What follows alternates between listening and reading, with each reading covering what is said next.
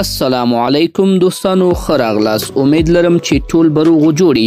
دوستانو تاسو سره به په موبایل کې یا ستاسو په سمارټ فون کې ډېرې زیاتې کانټیکټ نمبر یا موبایل نمبر سیو وي، خو که چیرې تاسو وغواړئ چې په هغې کې د یو معلوم یا مشخص نمبر چې کله تاسو ته زنګ وخي یا کله تاسو ته رینګ کوي د هغې خبرې یا وایس ریکارډ کړي او د ټولو نمبرو تاسو نه غواړئ چې خبرې ریکارډ کړي، نو دې لپاره دوستانو تاسو ته څه کول پکار دي، کوم سیټینګ ته باید لاړ شئ، مکمله طریقې په همدې ویډیو کې وګورئ. دوستانو لومړی به تاسو داسې راشئ، خپل ډایل پیډ به راخلاص کړئ.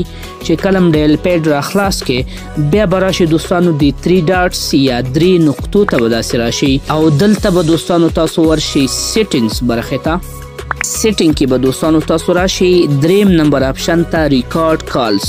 ریکارډ کالز دوستانو دغه اپشن په ټول انډراید موبایلونو کې شته دی. تاسو سره چې په هر څوم نمبر یې زما سره په دې فون کې په دریم نمبر باندې دی. ریکارډ کالز ته به داسې ورشئ دوستانو. اول به دوستانو نوټیفیکیشن داسې خلاص کړئ، بیا به آټو ریکارډ کالز داسې خلاص کړئ. له دې نه وروسته به دوستانو بیا تاسو راشئ آټو ریکارډ کالز، همدې باندې به داسې کلیک وکړئ. اوس وګورئ دوستانو آل نمبرز انتخاب دی. کله تاسو ته هر یو نمبر نه زنګ راځي د هغې خبرې به ریکارډ کیږي.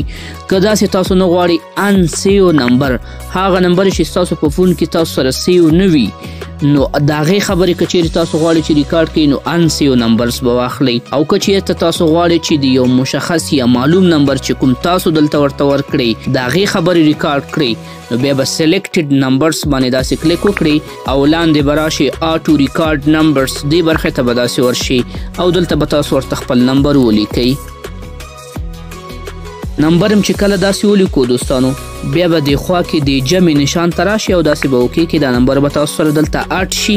همداسې تاسو نورې نمبرې هم کولی شئ چې دې برخه کې اډ کړي او چې کله تاسو ته د همدغې مشخص نمبرونه زنګ راځي د هغې خبرې به اټومیټیک یا اتومات ډول باندې تاسو سره ستاسو د فون په سټوریج کې ریکارډ کیږي. امید لرم دوستانو چې ویډیو به م خوښه شوې وي، څه ناڅه به م ترې زده کړې وي.